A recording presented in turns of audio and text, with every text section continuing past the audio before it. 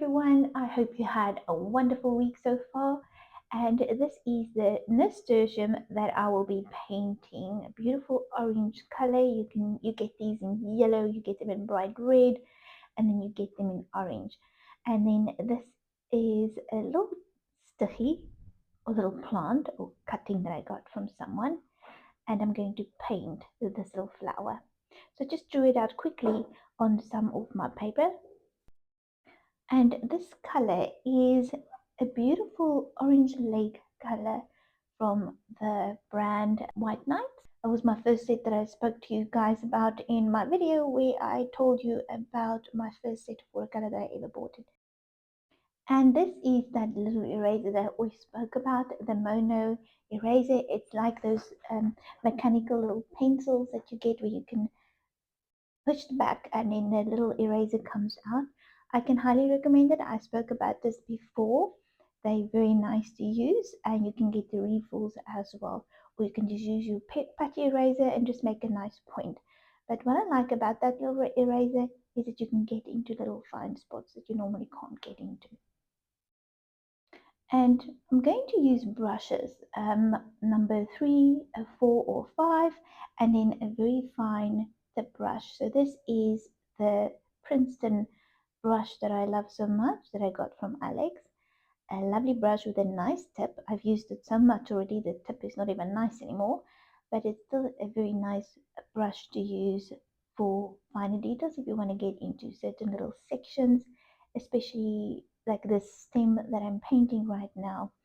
And I want to keep it, look, if you look at a stem, they're not all perfectly straight. They have sort of a little bit of a wiggle, depends on where they were, especially these, they grow, they don't have support, so they just fall all over the place. So I'm not saying it has to be perfectly straight, but this is a little study, and we're just trying to get as close to the reference that I can see on the left hand side right there. And what I'm going to do is I'm also going to go in with a darker color here. Now the green that I mixed here is my favorite green, which is the ultramarine with nickel as a yellow. And then I just take another little flat brush, round brush, and I want to soften these little markings. So I'm just scrubbing until I'm happy with it. And then I will go in again with some more color later if I see it needs a bit more color. Now make sure that my water is clean constantly, because with all of these colors that we're going to use, it will create a perfect brown, and we do not want the perfect brown on these sections. So make sure that your water is clean, and just keep your brushes clean as well, with a little cloth next to you, maybe on your right hand side. Mine's on my right hand side, and I always just dab it on there to wipe it and clean it. Right there, I did it right now. And I want to look at the colors. I do want to get as close to the reference as I can. It's a live reference, so I don't have much time to paint it. So I mix a little bit of the cadmium red light and some of the orange lake. And you want a beautiful bright orange, so any bright orange will do with a bit of cadmium red. And I also want to keep the colors quite translucent. I don't want it too opaque. So even if the colors are opaque watercolors, I dilute it quite a bit with water to get it to this consistency. So very, very watery. So I just pick up clean water all the time. I wipe it on my towel and then I move it around. So I soften all those little markings that I just painted in on that flower. And oops, this is Charlotte and Tyson. They're constantly underneath my feet. So they move my table with my camera on all the time. So I'm so sorry that it's a bit wobbly. They are 2 puppies, about, I would say, 3 months apart, and they are very, very busy. So a few hours where I can paint and I drop all their toys on the ground and they can just keep themselves busy. It is like heaven just to relax a little bit. But they always want to be near me. They follow me around everywhere. Even if I go and shower, they sit in front of the door and they wait for me. So They follow me around everywhere. I just can't be alone. I wouldn't change it for the world, though. I do miss Mr. T so much. But back to the painting, it stopped moving now. So I wanted to show you that box of mine that was moved to this box, which was a Winsor & Newton gift set that I received, and my husband converted it to this for me, and I added in all of my White Night watercolors, which was my first very expensive set of watercolors that I bought, and it's very, very special, so I keep it in there. I'm using my Rosemary & Co. flat eradicator brush, but you can use any flat brush, and I'm just smoothing out that hard line that I dropped in earlier. Because I took a bit longer to quickly wipe it with my water, clean brush and water, it made a bit of a dark line and a hard line. So I'm just lifting that out, and then I dab it on some tissue that I have in my hand, and I want to smooth it out. So that's what I'm doing right here. Okay, so let's start with the next part. You can see how beautiful the paint dried on that piece of paper there. And what I'm going to do now is I'm going to go over with that orange mix again. I did clean the palette. This was the mix that I used for the roses that I painted for Patreon. And I left it on this plate because I don't mind that quinacridone red mix in there either, because it's such a beautiful color. And it will just give it such a beautiful shine. If it has come into, if I do pick up a little bit of that, it won't matter. And at the bottom there, I just drop in some of a bright orange, because there's an orange that I can see on the bottom there. And then I just use my brush to scrub it and soften it, because it dried quite a bit. And you can see that I lift out some of that with some of my clean water. Again, rinsing my brush, wiping it on my towel, and then bringing that color back into there again, scrubbing it and moving it around. And I want to let some of the paper shine through, so I'm not going to go in too dark. And then I wet my brush, scrub again on the paper, removing some of the excess paint. Don't want it to be too dark. Not yet. I'm going to go in there later with some more color. I use my pat eraser and I just soften those pencil little markings. I sped this up slightly. If you do want to slow it down, there is a way that you can slow it down in the settings.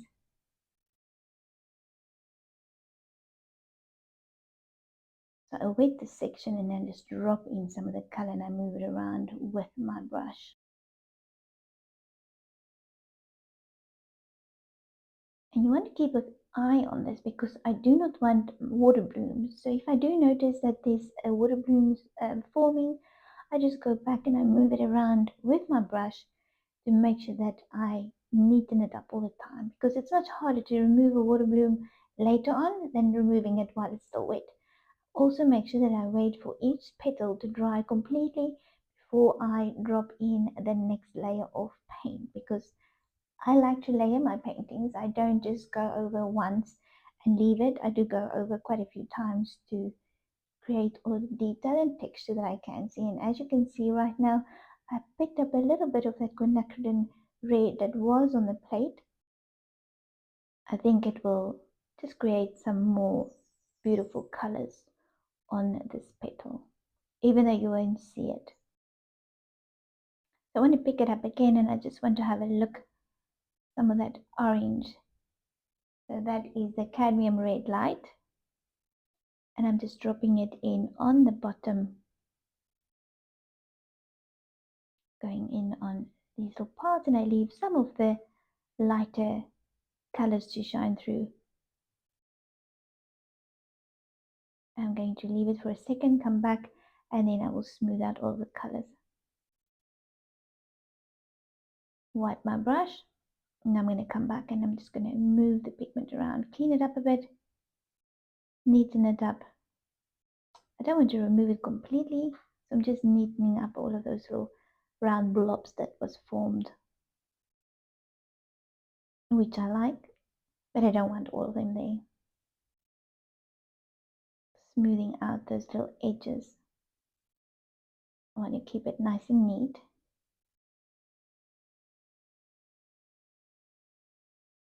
And then I just dab it either on my tissue paper or I rinse my brush.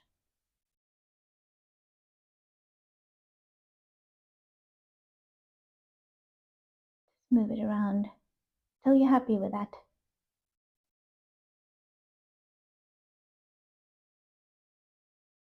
Some of that yellow, there's like a yellow section there. I just want to paint it in already. Some of the orange with that connected red. I'm going to take it in on the sides there. And I'm going to make a study of this whole, because these flowers are in season right now, they're flowering right now. I'm going to paint them, even though I had a different flower in mind that I was preparing to paint. This one came up, and so we're painting this one. And I don't mind that because there's always time to paint other ones later on. But we're focusing on the flower now, and I'm going to keep this page and go back and paint the leaves as well at a later stage. And I want to paint the flower on from the side as well, so I will draw it on the side and keep it on this page, all of them together like a study. So don't throw it away. I will post some of it on Patreon, some of it on YouTube. That is the beautiful orange lake. So as you can see, I change the color often. Sometimes I take more of the cadmium red light, and sometimes I take more of the orange lake. And there's also a beautiful gold in this on this palette as well, right next to that orange. And try and use a brush that has a nice tip.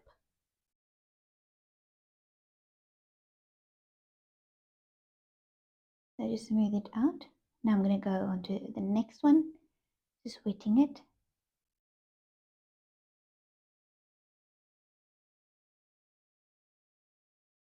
And I'm going to drop in some of the orange lake.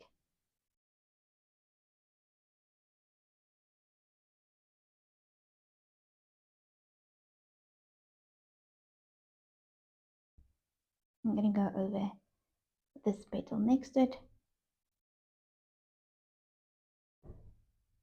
Put it in some of the water because I'm scared it's going to die.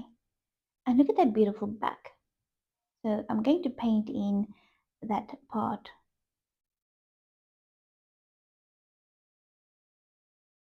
And the seagulls are going crazy.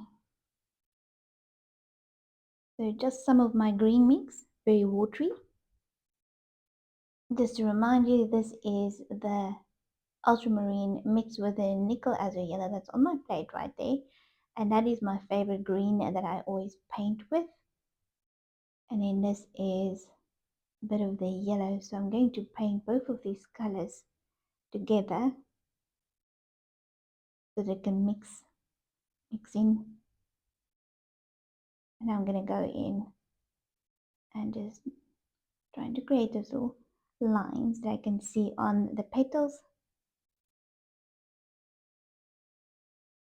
And I have a smaller brush now, so use about a 3, or I would say 3-0, or maybe just a 000 brush, or number 1.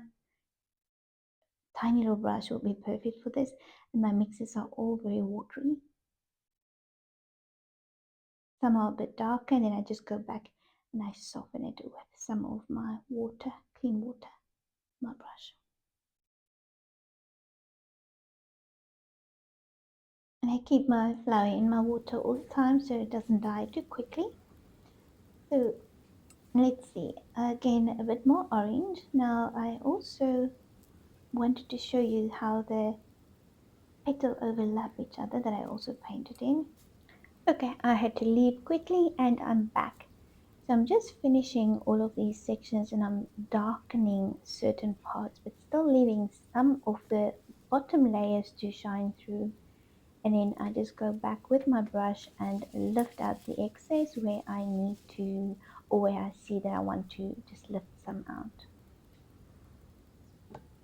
I would say maybe a cadmium red will be fine for this. Sorry for that, I don't know what fell upstairs there, something fell. But maybe a cadmium red will be fine as well for this color, where you can just mix a bit of the nickel azure yellow in if you do not have the same colors as I do. So just remember to use very similar colors. That also depends on what color uh, flower you're painting. For instance, there are yellow ones, there's a much brighter orange red one, and then there's this color little Kappertjie that you get, or Nasturtium that you can find. So there are all different colors that you can get.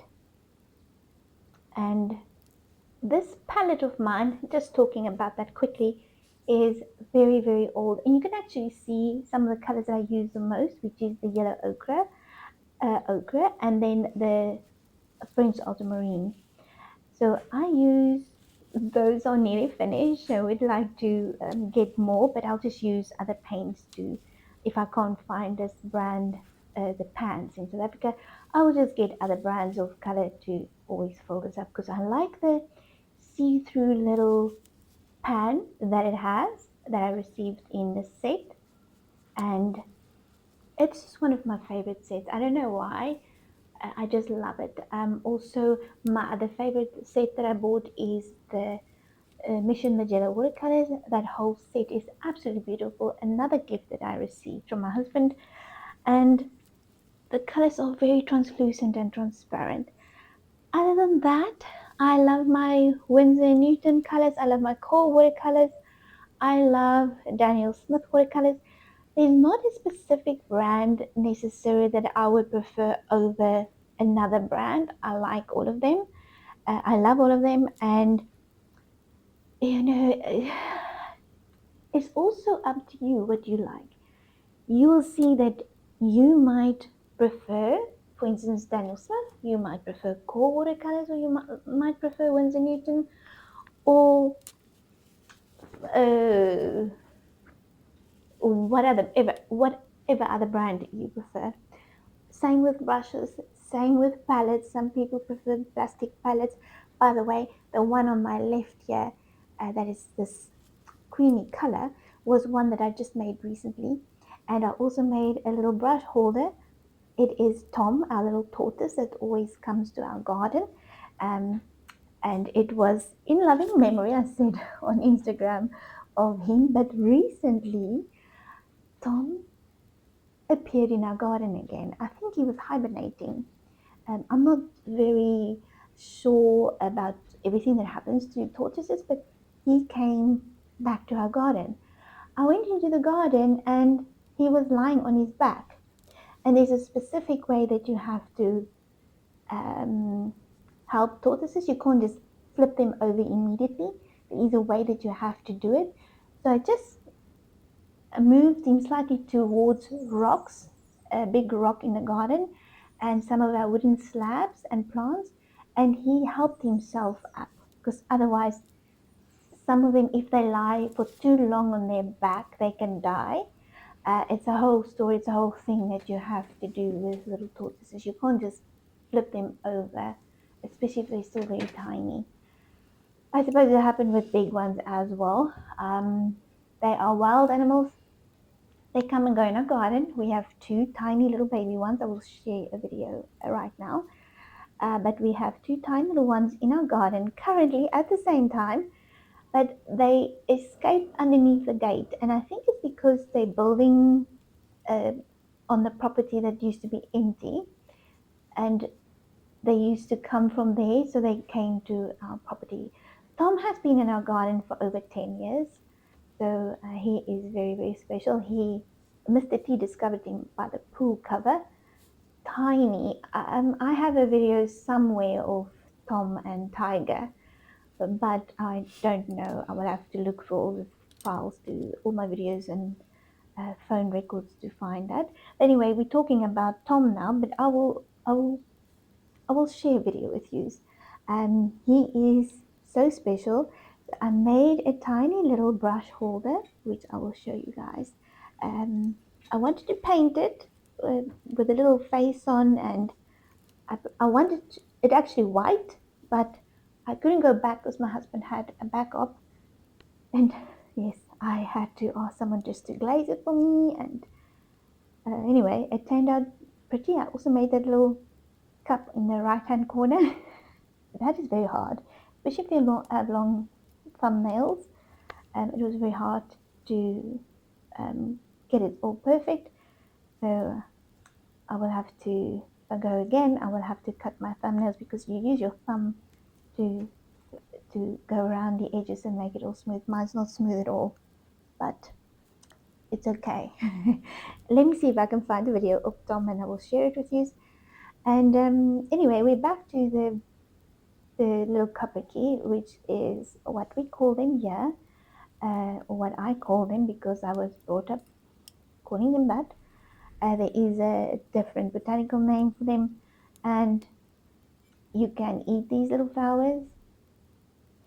So again, I'm just going over all of these parts with a darker mix of the color now. So we're building the layers, and when you build the layers, you use a much thicker consistency of your watercolor paint. So you will see that the paint on my palette is much drier, and when I lift water with my brush, it's very little, so it's not a lot, and I don't want to water it down too much because I don't want it to make like a puddle. So I keep it very, very dry on the brush and on the palette, and then I'm just darkening all of those little folds that I can see in the flower petal. And this is Little Petal. We discovered her recently in our garden. Sorry, it was a quick little video, but I will try and get a photo for you soon. She's very small. She's not even, I would say she's under 15 centimeters long, and her little legs are so tiny. And I will find a video of Tom for you soon. I might post a video after I painted this flower.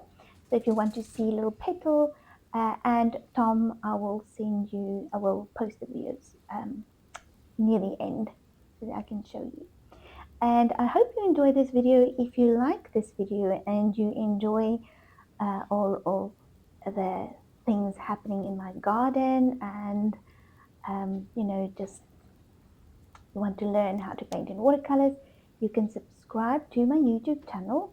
I also have a Patreon online school where I share some of my tutorials with patrons, and they support my Patreon channel, and that helps me to buy all the paper and paint, etc., and also to be able to share all of my videos with my patrons and some shorter mini tutorials here on YouTube.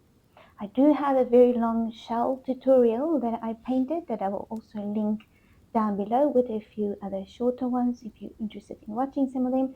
So they will be at the bottom. You just have to press on the more button down below where the comments are, all the information is, and you can click on the links and find them there. If you subscribe to the channel, you will receive notifications if you press the bell button, so that every time I load a new video, which I haven't done for quite some time because my husband had double back surgery, I would say for the last 3 months he couldn't walk, but he's much better now, so I have a bit more time to post some more videos on YouTube. I do have quite a few tutorials on Patreon, so if you want to have a look over there, I share a lot more in-depth tutorials with you there. And it takes some time to create these videos because I do it all by myself. I record the videos, I edit the videos, and sometimes I have to do voiceovers. So it takes a lot of time, and that's why I do it over post most of the in-depth step-by-step tutorials on Patreon. I will not be able to share all of these videos if it wasn't for my patrons, because they help me to be able to buy some more paper, some more paint. Even though I do have paper you use all the time, you do need external hard drives for all of the videos, and you do need data. And for every platform that you use, you have to pay a fee, because even on Patreon. Hi Charlotte, are you having a nightmare? Charlotte's having a nightmare next to me. She's dreaming. Um, so if you don't follow me on Instagram, go and have a look. I'm also on Instagram, and I share very short videos over there as well, and some videos of our new puppies that are very, very busy. What I did here is you can use alizarin crimson if you do not have the same colors as I have on this palette, but alizarin crimson with a bit of ultramarine will create a beautiful dark purple that I can see on the inside of this flower. And I'm just going over with a slight watering mix just to darken those little sections in the center of the flower. Also, don't go over this purple mix as soon as you put it down on the paper, because you have to wait for it to dry completely and to soak into the paper, and then only you can go over with a clean water layer if you have to, because it will flood the paper. So try and go over those parts only once it's completely dry, because it will literally flood the whole flower and you don't want that. I'm nearly done with this tutorial, and I'm just darkening a few little sections. So I didn't go as dark as the flower because it's watercolor, and I do want to see some of the paper because the paper is absolutely beautiful. This is the Fabriano Artistico hot press watercolor paper. So I didn't want to go too dark. I want some of the bottom layers to shine through. So I'm going to leave this to dry for a few seconds, and I'm going to have a tea break, feed the babies, the dogs, and then I'm going to come back and just see where I want to darken some of the sections again, because watercolor always dry much lighter when it's completely dry. So you might have to come back and darken a few sections, and that is fine. And that is why watercolor is so much fun. It's relaxing and it is my time to meditate. Sometimes we just need to relax as well. There's just so much to do. So I'm going to use exactly the same colors that I mentioned in the beginning of the video, and I'm just going to darken certain parts again. My flower is also busy dying, so every moment I have it out of the water, it is changing completely. You do get those little vials where you can keep it in. I have some of them, and I'm going to put it in there as soon as I'm done. But I'm holding it in my hand so that I can have a closer view at the flower. And as you can see, I'm sort of glazing over these parts again, and I go over these edges and neatening up all of these sections where sometimes you go out of the lines of the initial watercolor painting. But this is a glaze where I just wet the flower, and I'm very careful of those brown, dark purple, sorry, not brown, the dark purple mixes that I layered in earlier, because I do not want that to flood the paper. So I go over that with my brush, and it's very soft strokes. If you go too hard, you will scrub all of those little lines that you painted on earlier, and you will remove all of them. So I'm very careful that I don't remove all of those. And yeah, I'm just again glazing over this whole painting.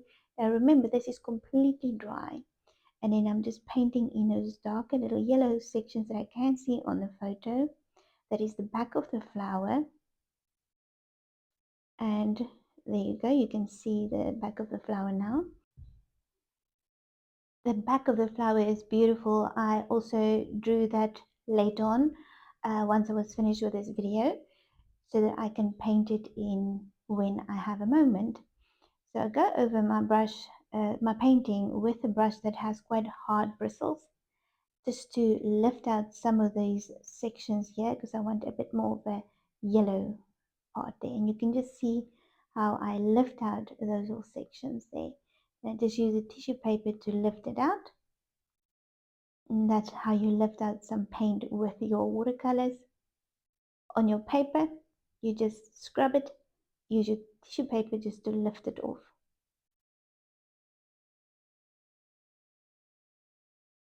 And then I just move it around, fixing some of the little sections where I went out with my brush.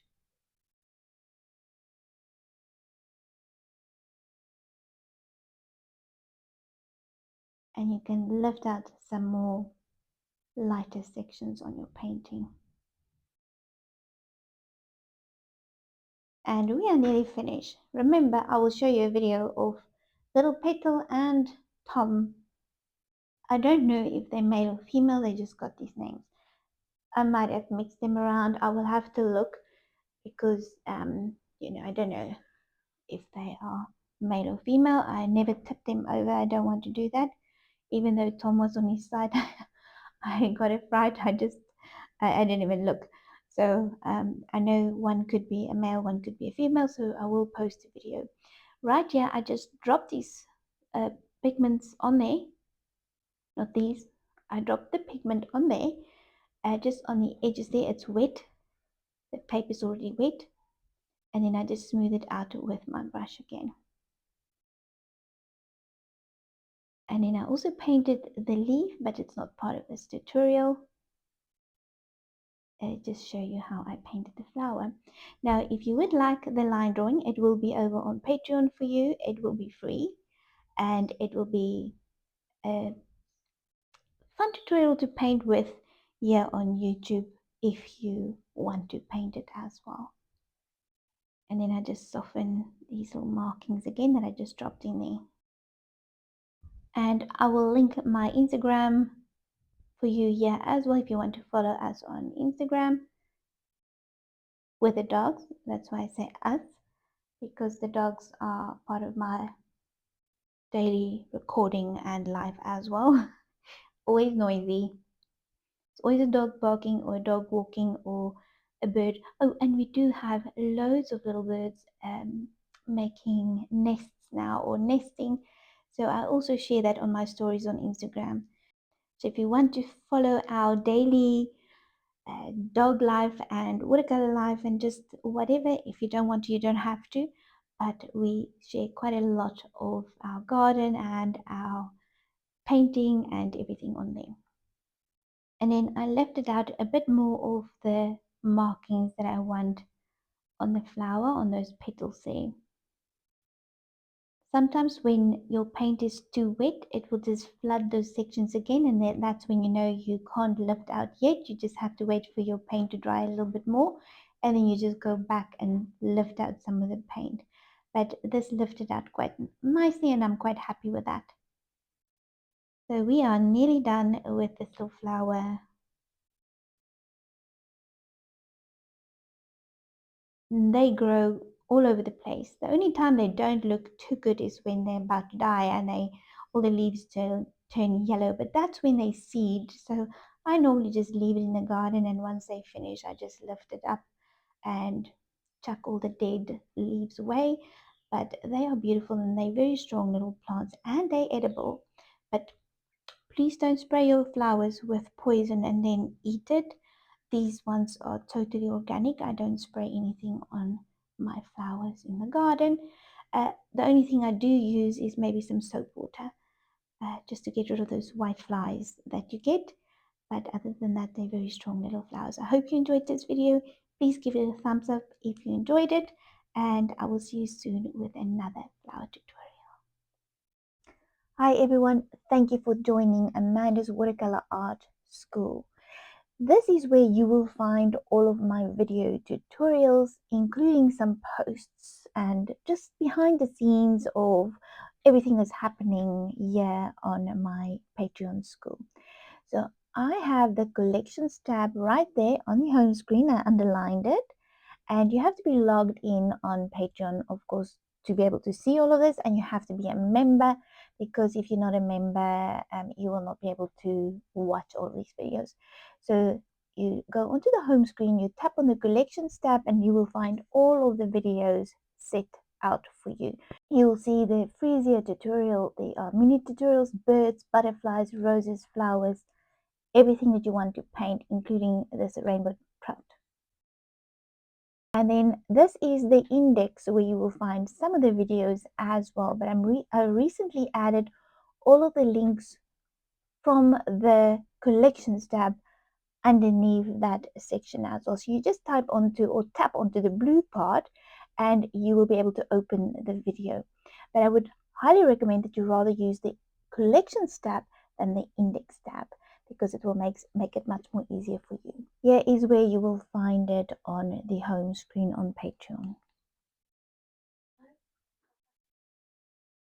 And here is Petal in the garden, just a short video. Some of the, what is it, sugar birds that we have in our garden. They have these long tails and they always come and bath in this bath in the back garden, which I moved out of the beds now, so it is right in front of the kitchen window, and very windy in the back garden because obviously we live in a very windy place, but they are beautiful and they love the little bath there. Long tails, so gorgeous. They've been in the garden for quite some time as well. Always come back, especially in summer. And then this is the little nest that my husband built, and they are busy making a nest. Look at the little fluff in his mouth. You see there now? That's so cute. I had my cell phone with me. This was posted on Instagram, so the way I recorded is it was different. And then the birds in the this is a baby little sunbird that was in the garden. So the other one was a sugar bird, and this is a sunbird, and they made a nest in our garden with our plants. This is Mr. Robin that always comes to our garden. He's feeding his babies as well, and you can see all the insects. He's watching me. He doesn't want to show me where the nest is. And then the snail that I painted that was in my garden. Look how he is drinking water. You'll see it right now. I mean, his little mouth. You'll see his little mouth now. It is so cute. This is the bird bath, and it was so cute when I caught him drinking water in the bird bath. Okay, this is us.